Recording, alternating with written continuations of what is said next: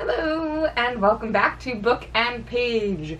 We are finishing up Act 1 today by finishing Act 1, Scene 2. Yeah, Aristophanes' plaints are actually very short, which is kind of nice, and again, the physical comedy, while you can't see it, it's very easy to visualize, isn't it? So, as always, we'll briefly summarize what happened in this last part of Scene 2, before we talk about things in a little more depth. And like I said, the physical comedy, you can feel it.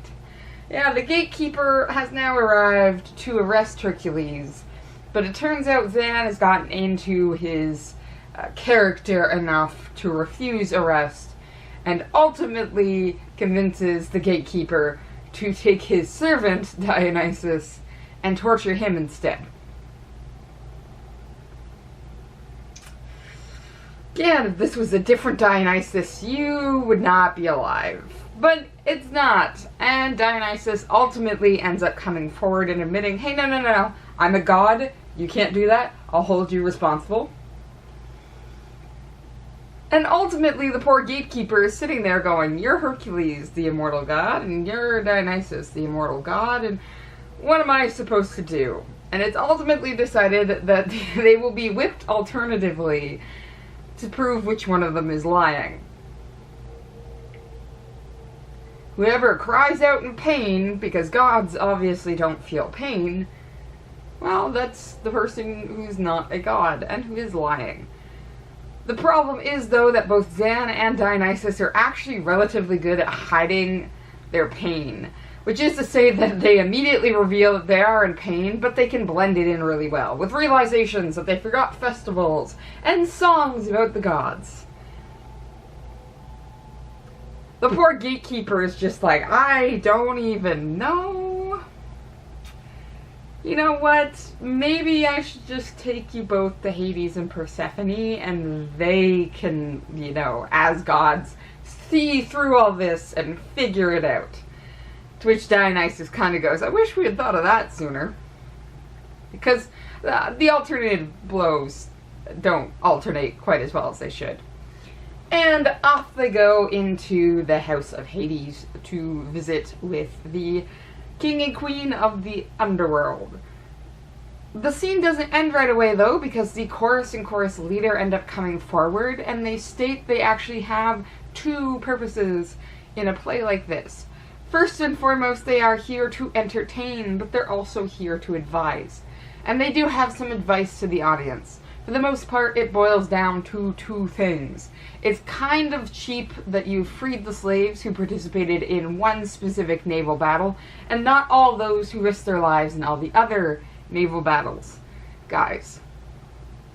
The other, it seems there's some civil unrest happening in Athens during the time of this play, because the chorus basically says you've thrown all the good men out and are using cheap men instead, which is not how this should work. Smarten up.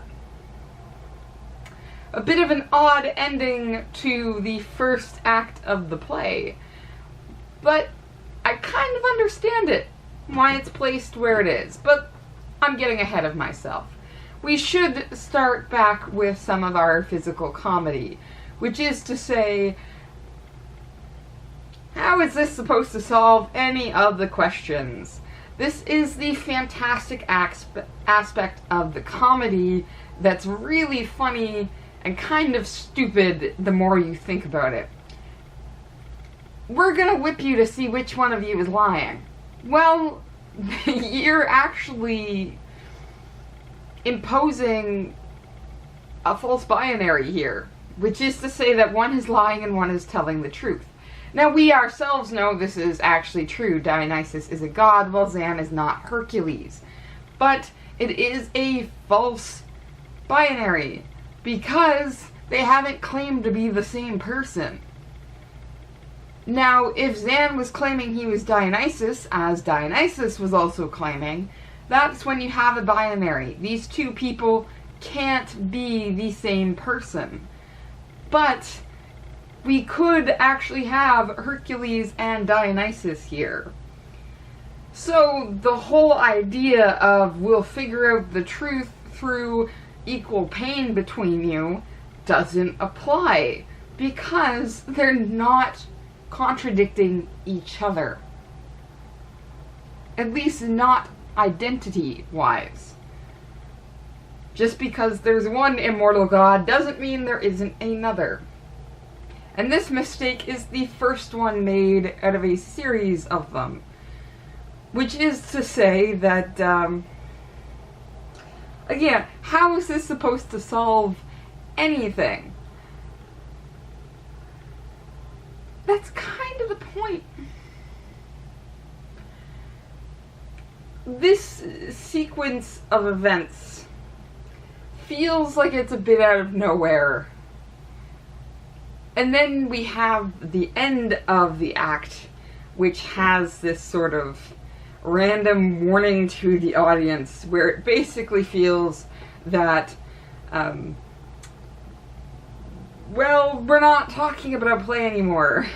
Aristophanes has set aside the entertainment factor and stepped up onto his soapbox to castigate the crowd. But we have to think a little deeper than that.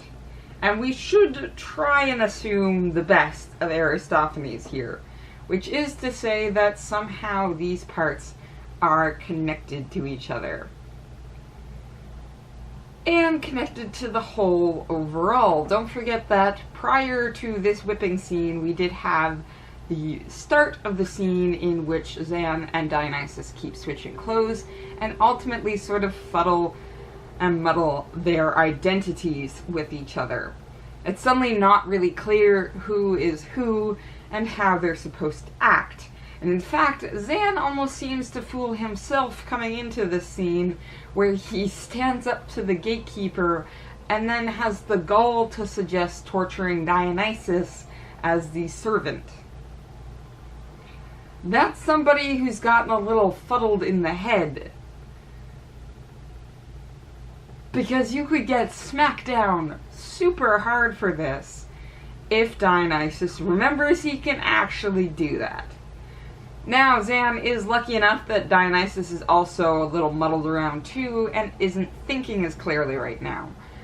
But when you then put that up against the punishment scene that we end up having, well, it kind of makes sense overall for the scene to have taken this perspective.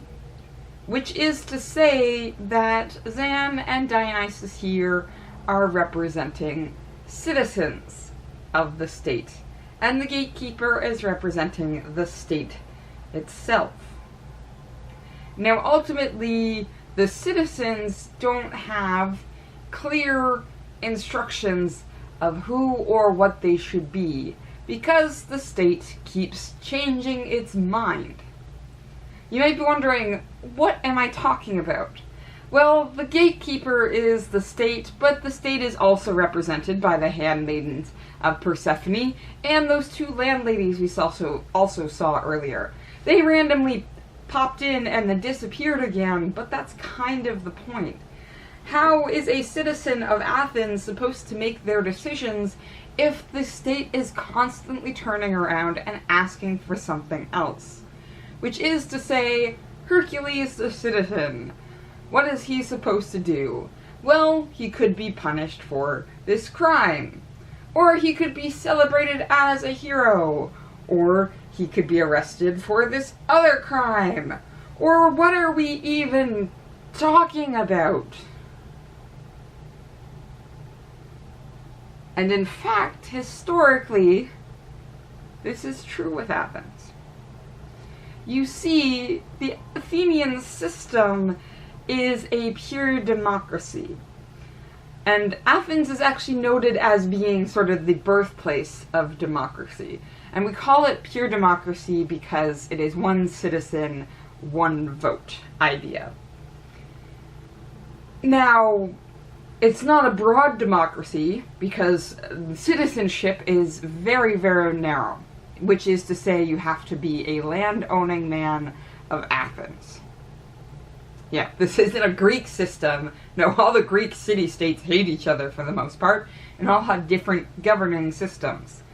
It's certainly not about the ladies. They're off in the house, cleaning and making me a sandwich. Ignore them. It's not about any foreigners living in the city, and it's certainly not about the slaves. Men of Athens have the direct vote on all issues. To the point that if it's a yes or no issue, they have a white pebble and a black pebble. Yes and no. And they drop one of these pebbles into the jar. A very direct vote on an issue. But this direct democracy actually goes further than that.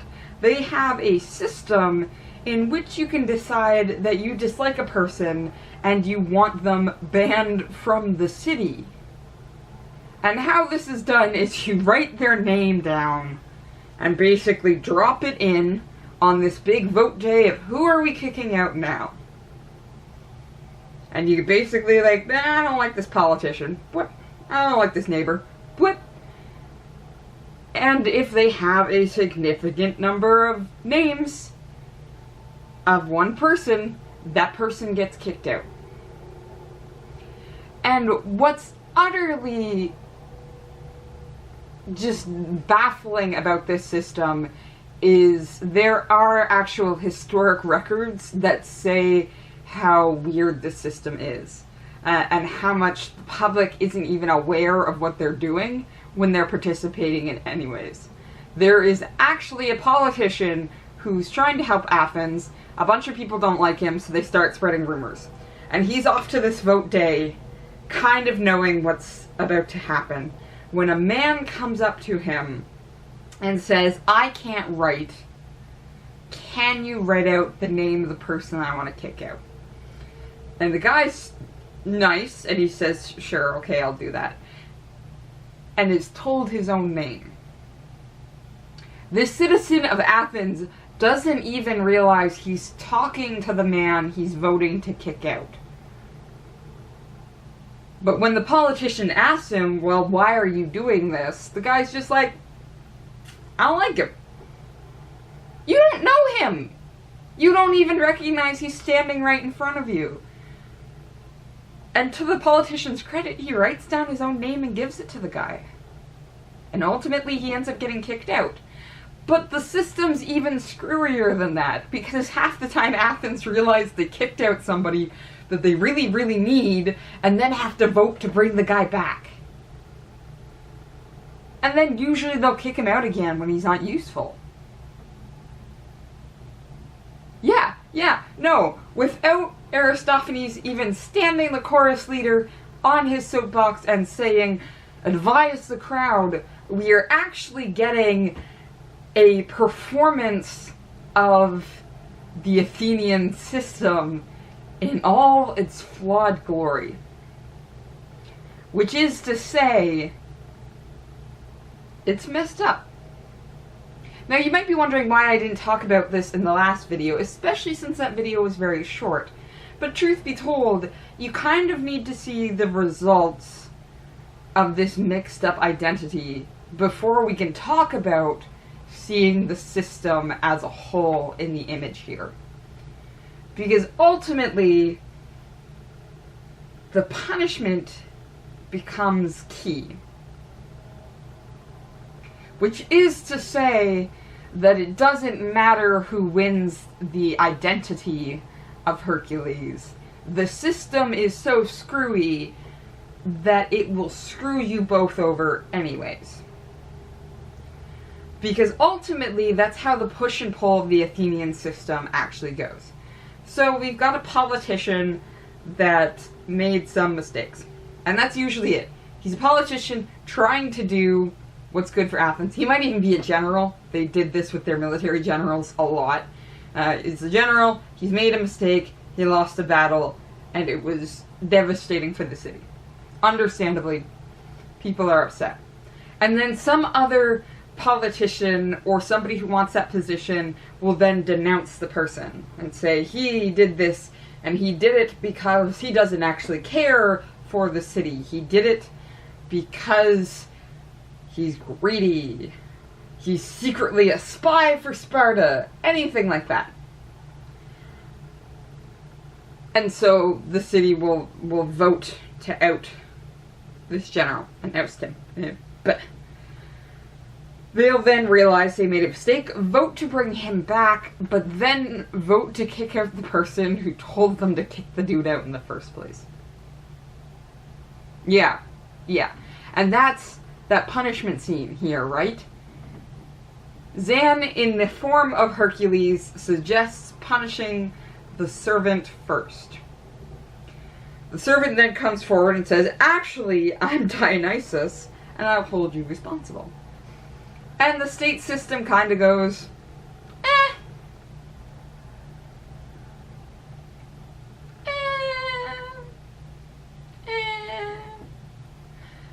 Punish them both. Like, punish them both. And you're kind of just like, I'm sorry, what? How is this solving anything? Because this system is meant to find the truth of their statements, but again, from the beginning, we have a flawed binary.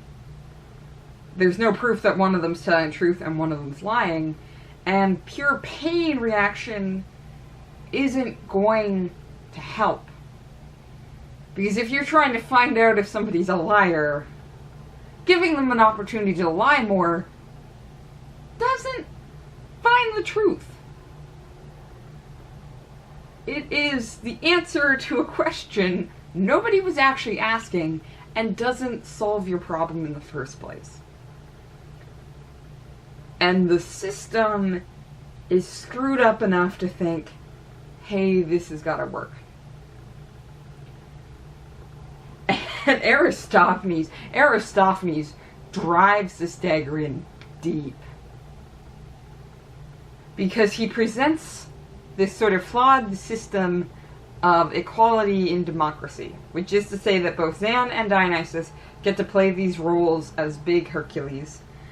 Ultimately, though, the state sort of comes and squashes them both down and hurts them, but can't make a decision.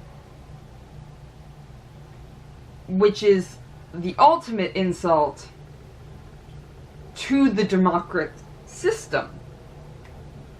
The democratic system is supposed to have an answer.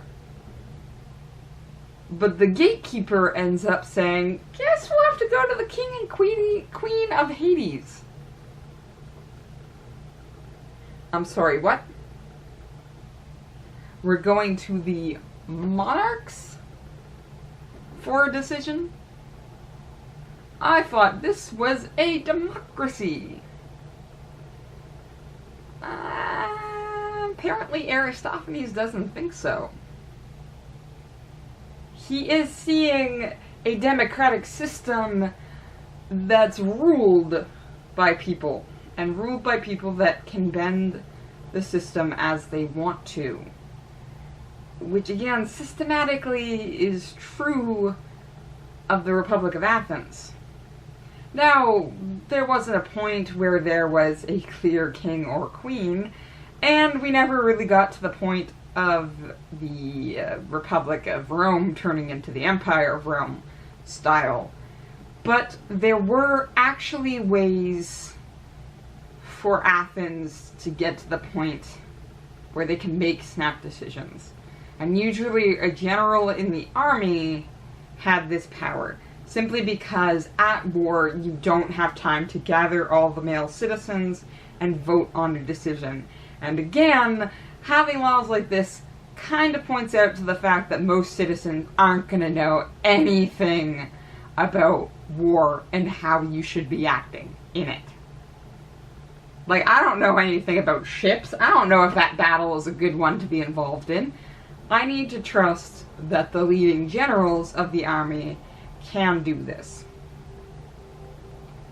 So ultimately, there is sort of a power-based system that leads to a single person or a small group of people being in charge here. Because the other part of the Republic of Athens is sort of the oligarchs, which would be the people who have money and positions of power, and they're the really vocal ones who are basically like, I denounce this person and you should too because he's bad for Athens.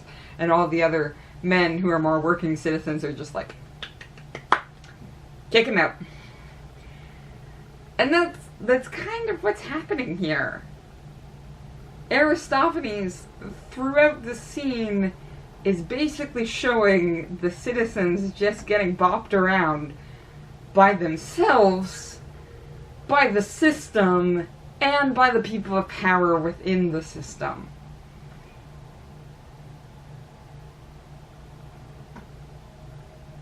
And the thing you gotta keep in mind is that Dionysus is in this situation because he wants a Trajan playwright back. So if we're then having an utter critique of the system where the citizens are being hurt and punished,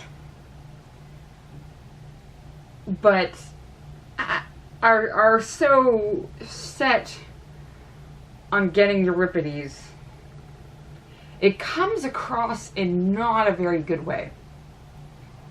Which is to say that it suddenly seems like we have an Athens in love with its own tragic ideas and imagery and stories. Ooh, that feels weird to say. But we have a flawed system being enacted for the want of a past that is not a positive one. It's for want of a past that idolizes the suffering of our heroes and our leaders.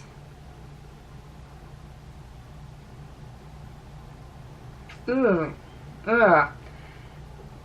And the thing to keep in mind is Aristophanes is writing in the same era that Socrates is out philosophizing. So we haven't technically hit the twilight years of Athens yet, because we still have Plato and Aristotle to come. But ultimately, Aristophanes is pointing not only to the flaws in the system, but the flaws of our ideals within the society. We're too attached to the tragedy for us to really realize what's going on right now. If Dionysus wasn't just craving the work of Euripides so much, there would be no reason for him to suffer the indignity of this system.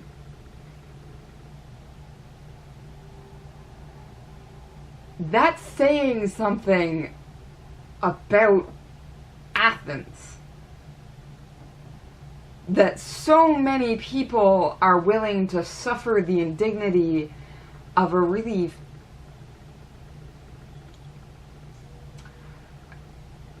persnippety and changeable community. Partially because we've got this idea in our head that tragic suffering is noble.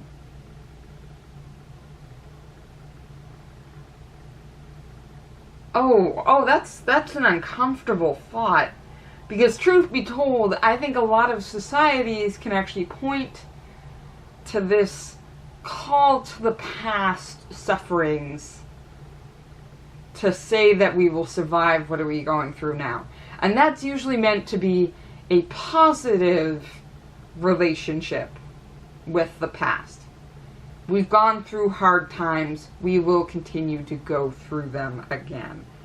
But here, right now, it is the love of that tragic past that is resulting in this painful present that Dionysus has the ability to walk away from, but simply won't because of this desire that he has.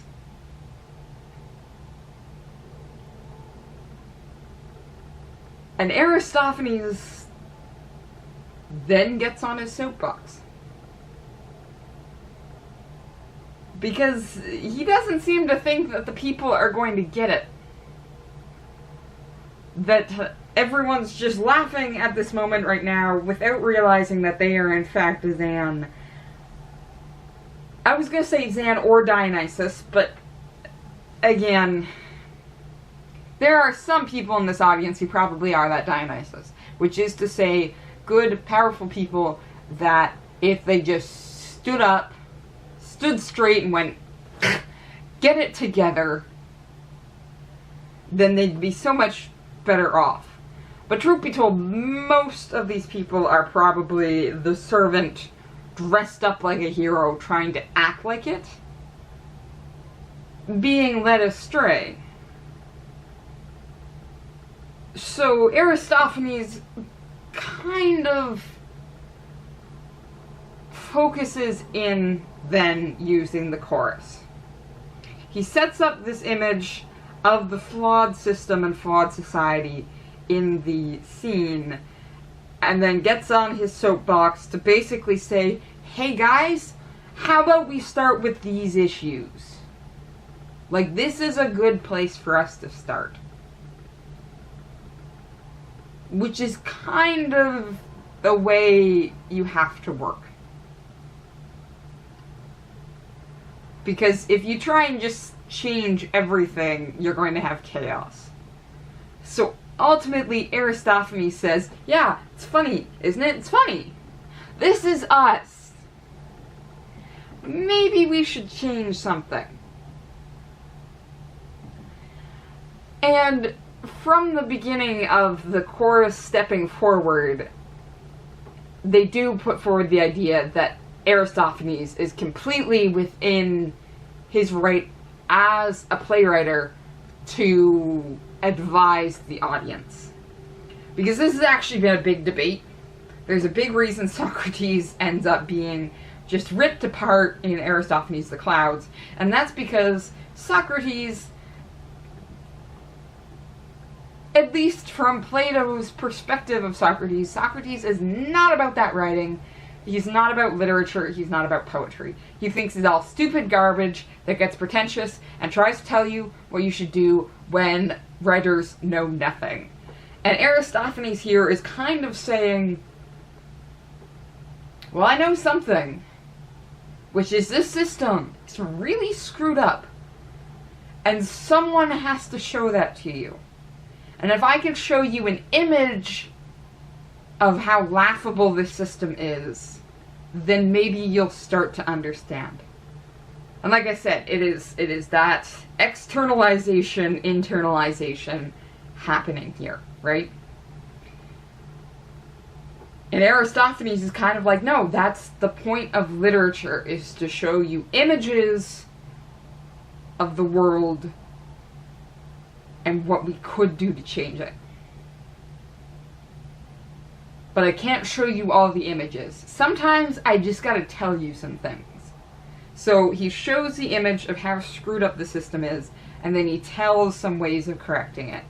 Which is, first and foremost, you have to have an even bar for people. Why you're insisting that the slaves who served in this specific naval battle should be free, while all these other naval battles don't count. Well, that's not going to communicate your system well. That's just going to confuse more people. So many more slaves would be willing to serve their city if they knew legitimately that there was a reward for them on the other side. You can't just pick and choose there. And then after that, he says the exact same thing. You can't pick and choose. You have to accept that sometimes good men are going to make mistakes, and you can't throw them out for people that look shiny and are actually false. That's that money reference he makes. That we used to have these drachmas made of silver and gold, but we pulled them from circulation to use silver-coated copper. The false people are in charge purely because they know how to manipulate this system that I have shown you is stupid. And you're actually punishing the people who deserve your loyalty because they are loyal to the state anyways. So this entire scene feels very disjointed because it's a lot of physical comedy followed by this seemingly unattached message, but it's actually an image of the state at its laughably worst. And then Aristophanes saying, and we can fix it. We can fix it. We can fix it if you would let us fix it. But this is coming not at the end of the play. We still have the second act, the third scene to go. And that scene, I think, is going to show us how confident Aristophanes is about fixing this system. So I'm going to keep reading, and I hope you do too. See you next time.